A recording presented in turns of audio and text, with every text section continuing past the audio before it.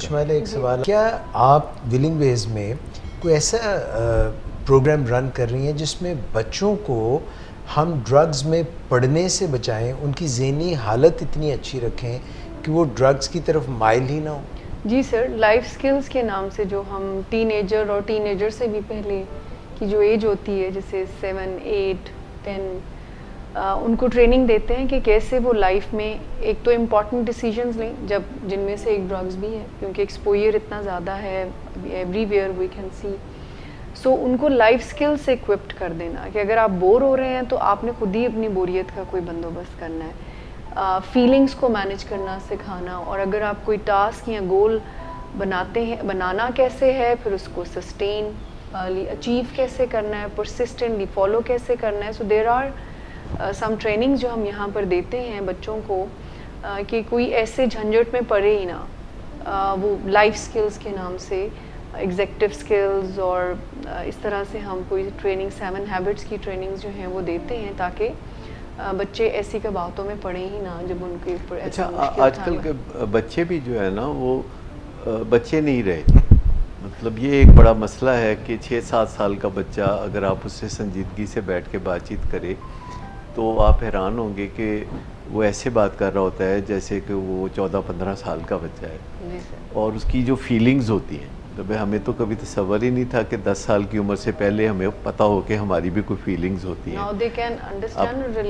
वो बताते हैं कि वो उनको बुरा लगा है या ये तो बड़ी ज्यादती है तो उनकी तो इज़्ज़त नहीं की गई, या कोई इस तरह की बातें माँ बाप के साथ वो करते हैं, और खुल के उनके ख़यालात होते हैं जिसका वो इजहार करते हैं। और ये जो आप यहाँ पे सिखाती हैं एग्जेक्टिव स्किल्स का प्रोग्राम, जो कि 11 साल की उम्र से तकरीबन बच्चे उस प्रोग्राम को अच्छी तरह सीखने के काबिल हो जाते हैं, जिस पे उनको अपने इम्पल्स को कंट्रोल करना, ये जो अचानक एक ख्याल आता है कि मुझे तो पिज़्ज़ा ही खाना है और वो मुझे खाना ही खाना है, या अगर मेरी ये ख्वाहिश पूरी नहीं होगी तो मैं तो फिर बिल्कुल खुश नहीं रहूँगा, और उस किसी चीज़ के पीछे पड़ जाना, या इस छोटी सी उम्र में स्ट्रेस फील करना, बोरियत महसूस करना और पता ना होना कि उसको कैसे हैंडल करना है। तो ये जो एग्जेक्टिव स्किल्स हैं ये भी मैंने देखा है कि मैंने चंद प्रोग्राम्स देखे हैं जो कि वीडियोस की शक्ल में मौजूद हैं, जो ट्रेनिंग आप बच्चों को देती हैं। मेरे ख़्याल में कि इसकी कुछ ज़्यादा रिवाज डालने की ज़रूरत है, स्पेशली अगले 1-2 साल, जबकि अभी कोरोना का सामना है और बच्चे अपनी रेगुलर स्टडीज़ नहीं इतना कर रहे, तो उनको ऑनलाइन या इन पर्सन एहतियातों के साथ, जैसे कि अब वक्त आने वाला है कि एहतियातों के साथ फंक्शनैलिटी रिस्टोर होने वाली है, तो इसका काफ़ी फ़ायदा हो सकता है। और पेरेंट्स को ट्रेनिंग ऐसी जो हम दे भी रहे हैं, और हम चाहते हैं इसको और ज़्यादा करें कि पेरेंट्स को ऐसी ट्रेनिंग देना कि वो एग्जेक्टिव स्किल्स को यानी पॉलिश करने में उनकी पेरेंटिंग कैसे हेल्प कर सकती है, यानी इम्पल्स कंट्रोल में। जी, एक छोटी सी बात मैं यहाँ कहना चाहूँगा कि वालिदैन जो समझते हैं कि उनकी ड्यूटी है कि वो बच्चों की बोरियत को दूर करते रहें, उनकी बातें मानते रहें, और जब वो बच्चों की बातें मानते हैं तो बच्चे उनको कहते हैं you are the best dad, you are the best mom, और जब वो बच्चों की कोई बात नहीं मानते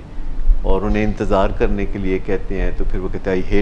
हेट यू 1000 टाइम्स। और वालिदैन के लिए बड़ी मुश्किल हो जाती है, क्योंकि तमाम वालिदैन की ये एक तमन्ना होती है कि वो बच्चों की खुशनुदी हासिल करें, बच्चों से अप्रूवल ले लें, बच्चे उन्हें वैलिडेट करें। तो मैं समझता हूँ कि वालिदैन को इस ट्रैप से निकलने की ज़रूरत है। बच्चों को तो ये ज़रूरत है कि वो वालिदैन का अप्रूवल लें या उनकी खुशनुदी हासिल करें। वालिदैन की ये ज़रूरत नहीं होनी चाहिए कि वो बच्चों की खुशनुदी के लिए उनको हर वक्त यस बोलें और उनकी बातें मानें, और अपने बचपन की महरूमियों को याद करके अपने बच्चों को हर चीज़ प्रोवाइड करने की कोशिश करना और अर्जेंसी में प्रोवाइड करने की कोशिश करना, बच्चों को इंतज़ार सिखाना, ये बहुत ज़रूरी है। तो ये स्ट्रेस टॉलरेंस एग्जेक्टिव स्किल है जिसमें बाकायदा ये ट्रेनिंग दी जाती है कि आप ज़िंदगी में स्ट्रेस आएगा, ये कोई इसको डिनाई नहीं किया जा सकता, लेकिन उस स्ट्रेस से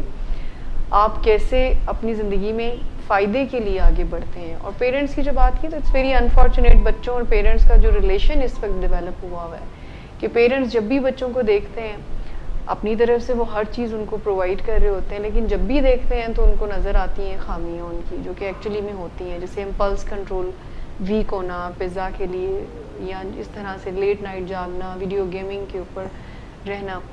उनको वो प्रॉब्लम्स नज़र आती हैं और वो उनको कहना शुरू करते हैं। और बच्चे अगेन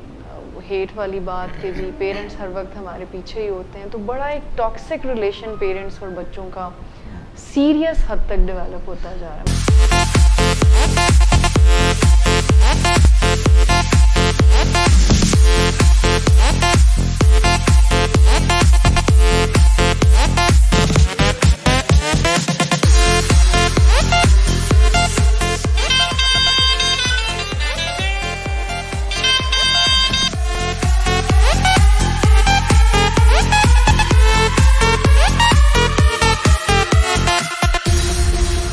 शराब नोशी की वजह किरदार की खराबी नहीं,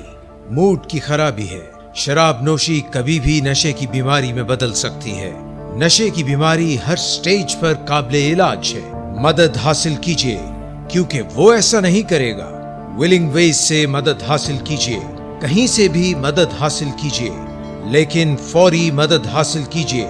जिस मुआवजे के इंतजार में आपने बहुत देर कर दी, अब वो दस्तक दे रहा है। मदद हासिल कीजिए,